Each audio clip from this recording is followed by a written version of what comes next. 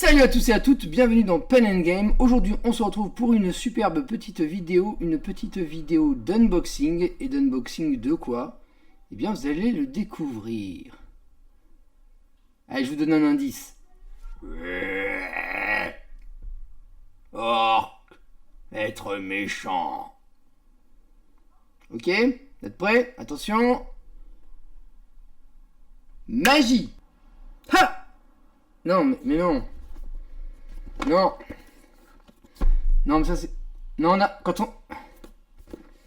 Anthony, quand on a dit Orquest, excuse-moi, mais on parlait d'Orquest, le jeu de plateau. Le jeu de plateau, l'Arlésienne, qu'on attend depuis des années et qui est enfin là. Ben, grâce à Monolith, quoi. Ben oui, non, mais d'accord, mais là, tu m'as donné Orquest The Card Game. Ben ok, oh, non, mais c'est bien, je suis d'accord, c'est un super jeu. Un jeu de Johan Bunny et Thomas Monfroy. Formidable, excellent, avec deux superbes extensions, mais édité chez Maz. Mais c'est pas celui-là. Non, ben non, tu m'excuseras du coup. Ben non, je le repose du coup, on est d'accord. Bon, tu vas me chercher l'autre, le carton qui est arrivé ce matin. Ouais, c'est ça. Ok, allez, on oublie, on recommence. Bon, excusez-moi, un petit personnel, tout ça. Du coup, je disais donc magie. Oui, alors là, c'est plus dur parce que c'est un peu plus gros. Ouh. Je disais donc Orquest. Orquest, la fameuse Orquest l'Arlésienne, le jeu que nous n'attendions plus et qui, grâce à Fred Henry, Gilles, enfin toute l'équipe de Monolith, est enfin non plus un rêve mais bien une réalité. Un petit mot pour tous les primo-accédants, les primo-possédants qui ont participé au Kickstarter maudit de Mythic Game et qui se retrouvent donc grâce à nous les suppléants avec la possibilité d'avoir récupéré leur pledge, et ça c'est vraiment super pour vous tous. Un gros bisou, un gros merci. Sans vous rien n'était possible, sans nous rien n'était possible, tout a été possible, et ça c'est la France, ça, messieurs dames. Hop, pas du tout. Alors, le jeu,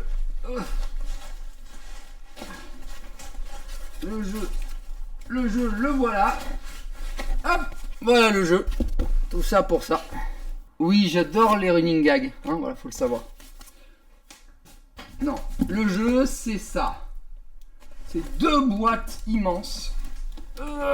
Mon Dieu, je vais pas y arriver. Voilà les boîtes. Elles rentrent dans un calax, hein. Ne vous inquiétez pas. Voilà le Kickstarter Orquest Warpath, un jeu de Johan Bunny et Thomas Monfroy et édité par Monolith. Donc du coup, hop, oh là là. D'ailleurs, un super merci à Monolith, et vous savez merci pourquoi? Parce que c'est un coup de chapeau à vous adresser. Le jeu était prévu en octobre, il arrive avec un mois d'avance, en septembre, et c'est suffisamment rare dans les Kickstarter pour être acclamé. Donc merci Monolith pour votre rapidité. Voilà, ça c'est fait, c'est dit. Et on passe tout de suite à l'unboxing du matériel. Qu'est-ce qu'il peut y avoir dedans? On ne sait pas. Cette rentrée, c'est la rentrée du... C'est la rentrée du Kickstarter. Hein. Il y en a, hein. Oh là là, il y en a. Il y en a beaucoup des Kickstarter. Allez.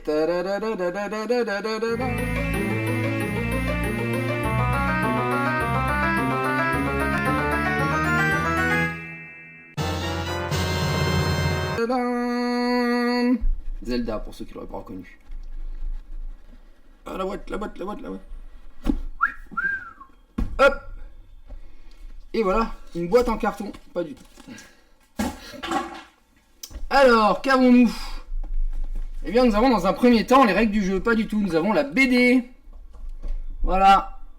La BD, les comptines de Gorbag. Bon, malheureusement en anglais. Non, pas du tout, c'est en français. Génial, elle a été traduite en plus. Ça, c'est super. Voilà. C'est traduit. C'est en français. Vous voyez, tout est en français. Génial, donc on le lira avec grand plaisir. Les cortines de Gorbag. Et il y en a pas mal, hein. C'est quoi? C'est presque une BD, hein. Il y a de 3 à 51, il y a quasiment 55. Quasiment 54 pages, 53 pages. Voilà. Les peaux vertes. Sewer Fever. Avez-vous entendu parler du jour où une bande de peaux vertes a évité que des chamans rats éradiquent toute vie de nos contrées? Ah, donc en fait, il y a des... En plus de la BD, il y a 2, 3, 4 scénarios de plus. Super. Moi, je dis super. Ensuite, qu'est-ce qu'on a? Ah, la petite lithographie de l'orque Cthulhu, du Cthulorque. Je ne sais plus comment elle s'appelle cette créature, mais c'est un orque de Cthulhu. Voilà. De l'appel de Cthulhu. Résumé d'un tour de jeu, phase des héros, désigner un héros à activer. Bon, je connais pas du tout le jeu parce que j'ai regardé aucune vidéo de gameplay, tout ça, donc ça se découvrira. Bon, je pense que ça soit dans le style de Herune, tu vois. Un dungeon crawler. Mais ça c'est bien du coup, parce que derrière la petite lithographie, ça c'est... Il y a le petit résumé de tour de jeu avec la phase des héros, la phase des ennemis et la phase de fin de tour, plus les combats, tout ça. C'est très bien. Le livret de quête, voilà les scénarios. Il y a un chapitre 1, quête 2, quête 3, le Warpass, jusqu'à la quête finale. 23 pages de quête, pas mal. Franchement pas mal. Très très très bien. Le livret de règles, une quarantaine de pages au moins. Ouais voilà, 50 pages. Bah putain. Pardon, pas de gros mots. Il va falloir le bosser pour pouvoir y jouer. Phase des héros, phase des ennemis, phase de fin du tour. Ouais, donc à peu près un dungeon crawler plutôt classique. Et les ennemis sont des humains, donc, puisque les héros sont des orques. C'est le principe d'ailleurs du jeu de cartes qu'on a vu tout à l'heure, que je vous ai montré tout à l'heure. Parfait. Alors, please store the spawn are mounted to avoid damaging. Non, il n'y a aucun damaging, donc ça c'est très bien. Donc là, qu'est-ce qu'on a? Ça marche tout le temps. Je dis que ça marche tout le temps. Ça marche tout le temps. Alors, des petits tokens. En veux-tu? En voilà. Des rats. Je vais vous les montrer un peu. Hop. Plus précisément. Voilà. Vous voyez un petit peu. Des monstres, des ghouls, des humains, des pièges. Plein de tokens très sympas. Voilà.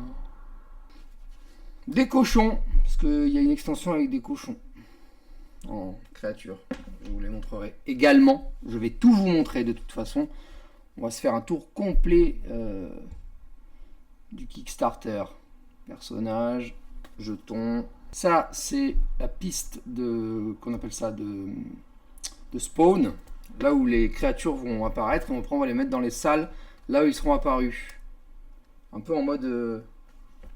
HeroQuest quoi, c'est rigolo. Encore des tokens, 3000 tokens. Non franchement il y a plein de tokens, plein de jetons, plein de figurines. C'est vraiment, il y a 2 boîtes quand même. Hein. Bon je sais pas encore à quoi servent toutes les figurines, tous les tokens, à quoi tout correspond. Mais ça annonce du lourd quoi on va dire. Là, on a des tuiles de déplacement, donc, hein, avec des lieux, recto verso d'ailleurs. Recto verso, les lieux. Voilà. Très très beau. Voilà, et des cases de déplacement, bon, comme un dungeon crawler classique, on va dire. Hein, en tout cas, les tuiles sont de belle facture. Elles sont vraiment épaisses, vous voyez. C'est pas... Là j'y vais fort comme pour la tordre, bon je vais pas le faire, pas la tordre mais voilà. Donc des tuiles carrées, des tuiles plus petites, des tuiles plus grandes. Là on a la fameuse piste de badass en fait. On va avoir une piste qui va de badass qui va de je ne sais plus combien. Va de 0 jusqu'à 30. Voilà. Donc ça c'est la petite particularité de ce dungeon crawler-ci, c'est la piste de badass. Voilà, par rapport aux autres dungeon crawlers. Encore des tuiles.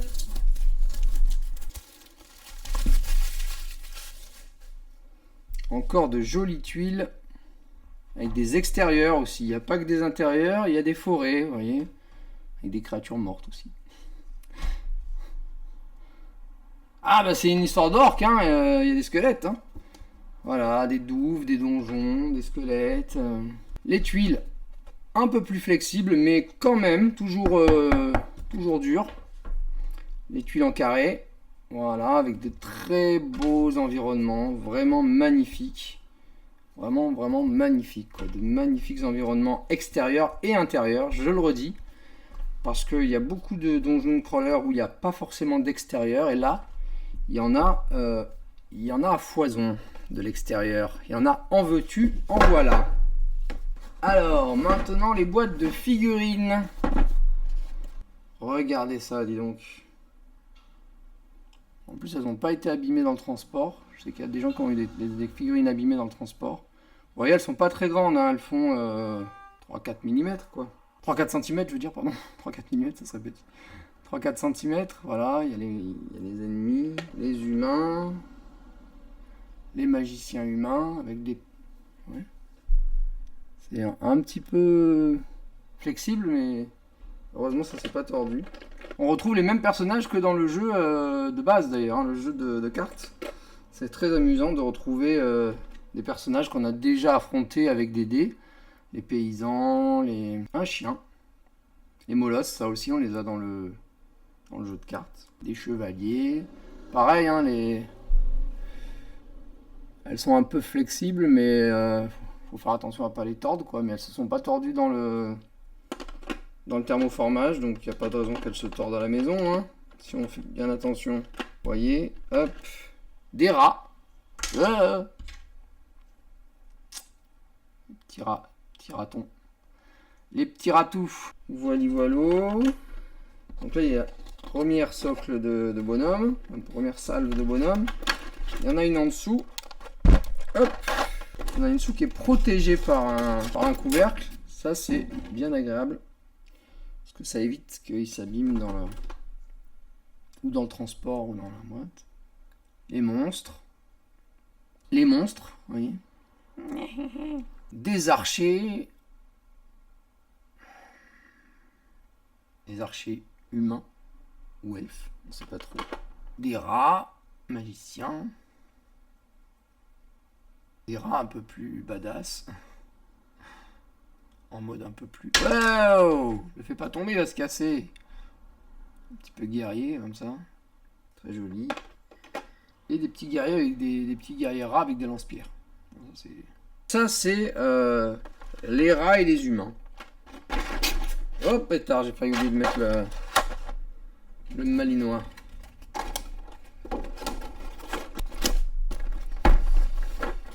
Voilà. On va le mettre là. Ensuite, il y a une deuxième boîte de figurines, si elle veut sortir. Qu'est-ce qu'il y a dans cette petite boîte deuxième? Oh là là là, regardez-moi ça comme c'est beau. Regardez-moi ça comme c'est beau. Là, je vais soulever, tout va tomber. Donc, je vais pas le faire comme ça. Je vais vous les montrer un par un avec la deuxième caméra. Le fameux Cthulhu du dessin précédent. Et là, par contre, on est sur au moins 10 ou 12 cm. Hein. Ouais. Vraiment chouette. Un grand roi des rats, j'imagine. Enfin,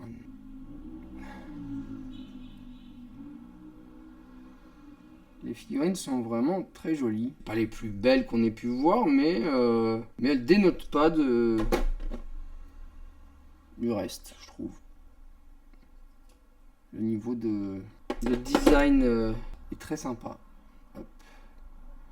Là, c'est des petits soldats qui sont les héros. Les orques héros, ceux qu'on retrouve dans le jeu de cartes.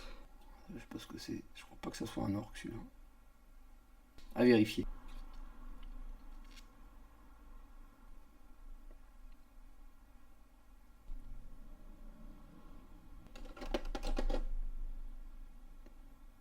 et ben je regrette pas mon achat en tout cas. Je regrette vraiment pas d'avoir participé au Kickstarter.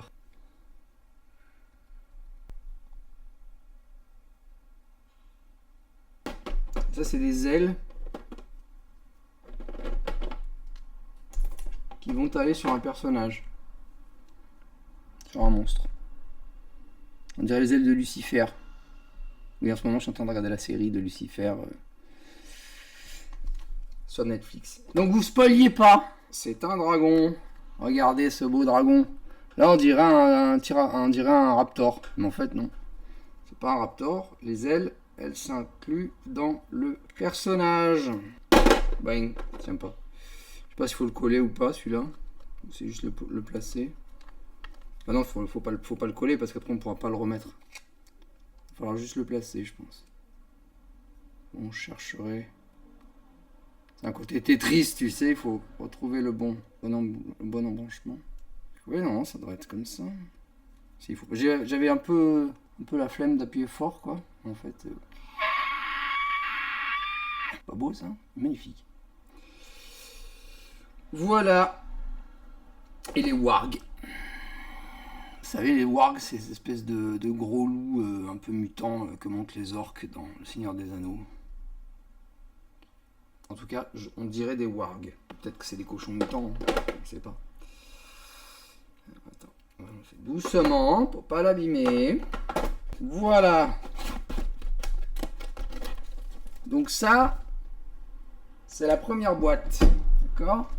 Et maintenant, on va ouvrir la boîte d'extension, qui est superbe aussi. Hein. Alors, les illustrations de boîtes sont merveilleuses. Magnifiques. Vraiment. Boum. Bravo. Casse tout le monsieur.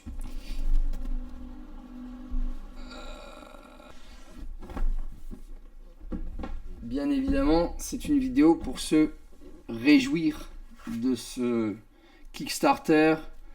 Donc essayez de ne pas mettre de mauvais commentaires sur MG.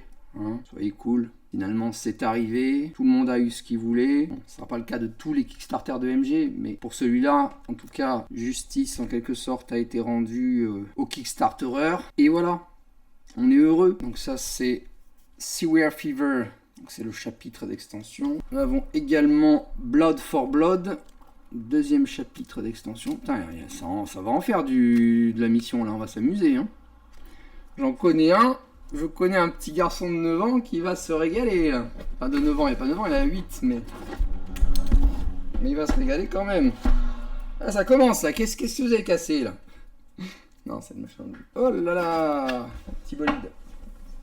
Alors, de nouveau des créatures. Donc là, on a des squelettes. Très sympathiques.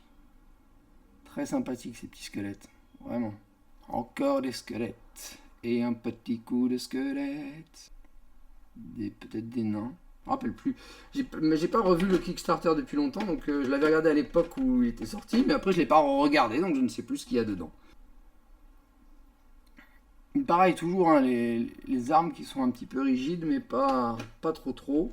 Alors les cochons. Qui font partie de l'extension.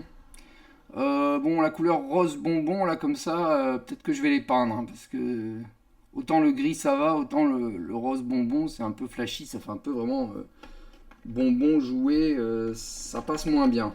Donc on pourra les peindre dans un rose un peu plus porcin, mais je pense qu'il faudra quand même les peindre. Encore des porcins, encore des porcinés. En tout cas, le thermoformage est vraiment super, il tient vraiment bien les figurines en place. Ça change de certains thermoformages parfois. On ne dira rien pour pas faire de peine à Simone des fois, mais ça fait plaisir. Oh pétard, mais non, il y a un deuxième. Il y a un deuxième effet qui se coule en dessous. Et quel est ce deuxième effet qui se coule? Encore des créatures. Et nos héros cette fois-ci. D'ailleurs, j'ai dit de la merde, c'était pas les héros. Ils sont là, les héros. Ils sont 5. Ils sont 5 héros en vert. Et contre tout. Bah, je crois que c'est eux, les héros. Et les seuls qui sont un seul exemplaire. Il faut vraiment que je revoie le Kickstarter. Et c'est bien parce qu'en fait j'avais tellement oublié le Kickstarter que c'est une redécouverte quoi. Ah, n'abîmez pas les boîtes. Une sorte de parodie de Conan. Puisque du coup les méchants sont les humains et apparentés. Donc c'est vachement rigolo de jouer de ce point de vue là. Plutôt que de jouer un humain ou jouer un orc. Comme dans l'excellent jeu World of Warcraft. Et Warcraft 1, 2, 3, que si vous connaissiez ou pas. Superbe, franchement. Le design des personnages est vraiment très beau. La finition des figurines est vraiment de jolis détails. Oh, l'immersion. Ah, pétard, il faut que j'arrête de lancer les bonhommes. L'immersion va être vraiment top, quoi. L'immersion va vraiment être excellente. On va vraiment se régaler avec ce jeu. Et un autre monstre. Pas beau ça. Il est pas beau ce monstre. Magnifique. Encore un monstre. Et ça c'est une espèce de robot humanoïde. Ou d'orc. Non, c'est pas un orc. C'est un humain. Hop. Et en dessous, on a encore des tuiles. Encore de très belles tuiles, pareil, intérieur, extérieur. Un désert même, regardez ça, c'est pas beau.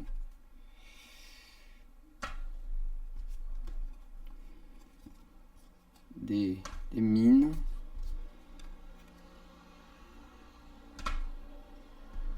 Chemin de fer, une mine souterraine.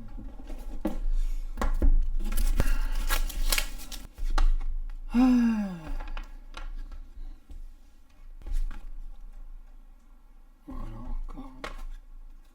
Paf.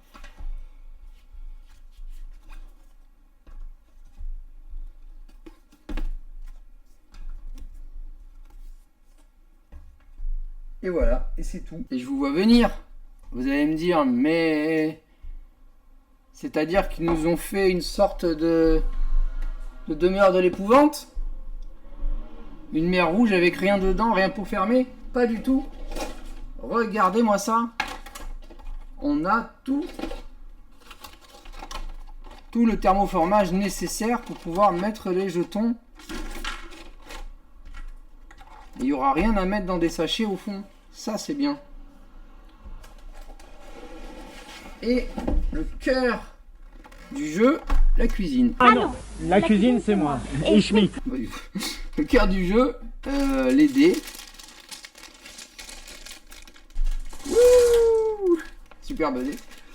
Superbe dé, Maryse. Regardez-moi ces dés, Maryse, ils sont extraordinaires. 995 francs en euros. 995 euros. Voilà, hein. Des dés de combat, des dés de héros, des dés de monstres. Regardez ça. Couleur chaque personnage. Et nous avons également 928 cartes. 928 cartes avec l'extension écrite pour pas se perdre. Descript par exemple. Royal Mine. Et boîte 2, pack 2 sur 7, 4 sur 7, 1 sur 7, 4 sur 10, une autre boîte. Donc ça c'est la boîte 1. Et voilà, tous les noms d'extensions, les trucs pour pas se perdre. Et ça c'est bien parce qu'il y a pas mal de jeux qui font pas ça. Il y a pas mal de jeux où des fois les extensions elles ont toutes le même... toutes le même dos et du coup on sait pas qui est quoi, que fait qui. Voilà quoi. Et ça c'est appréciable d'avoir pensé à rassembler les boîtes et leurs... Par contre ça va demander pas mal d'achat de petites sleeves. Alors vu la taille du truc, je pense que les sleeves rentrent avec. Hein, vous voyez, regardez, je pense que là c'est tout détaché. Je pense que serré, ça rentre largement avec. Voilà, hop.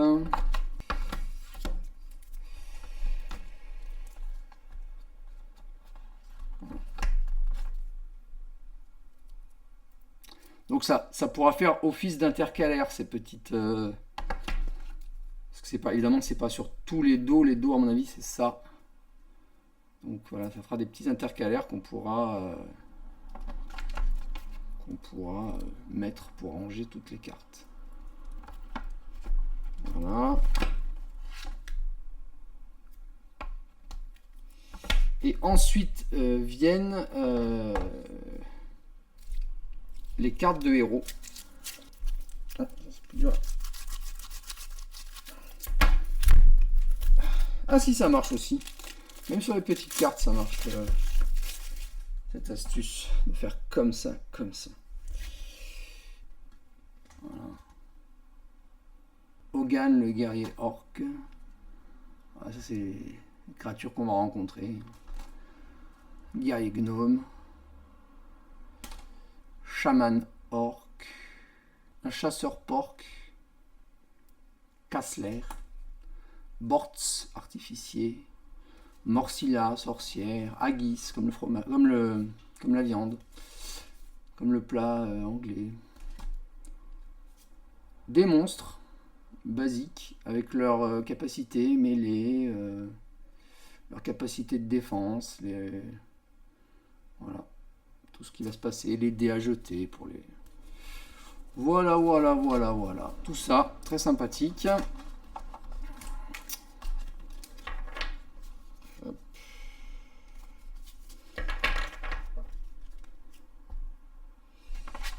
Et nos cartes de héros, pas seulement, parce qu'il n'y a pas que les héros là-dedans.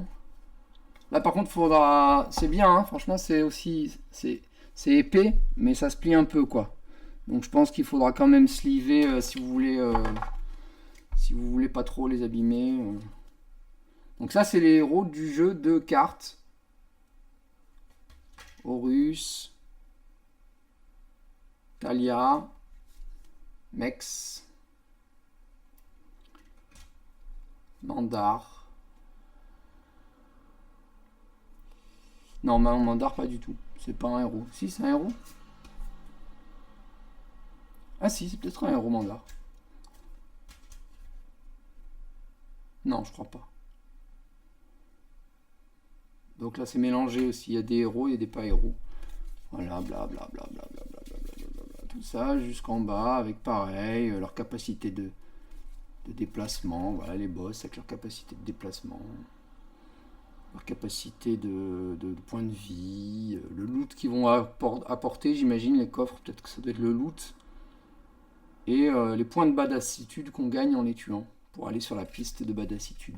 Je pense que ce dernier dessin, cette dernière icône est la badassitude.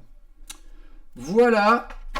Eh bien, écoutez, c'est la fin de cette vidéo. J'espère qu'elle vous a plu. N'hésitez pas à vous abonner, à activer la cloche pour être tenu au courant des nouvelles vidéos. Au niveau des vidéos qui vont arriver, je ne sais pas trop dans quel ordre je vais les filmer. Mais il y aura une présentation de Taverne et Dragon, dont j'ai reçu le Kickstarter. Et une présentation du jeu The Five. Que je vous montre. Voilà, je vous montre en avant-première avant la vidéo. Mais c'est ça, en gros, c'est un jeu français. C'est créé par les éditions Hugon et fabriqué en France, du coup.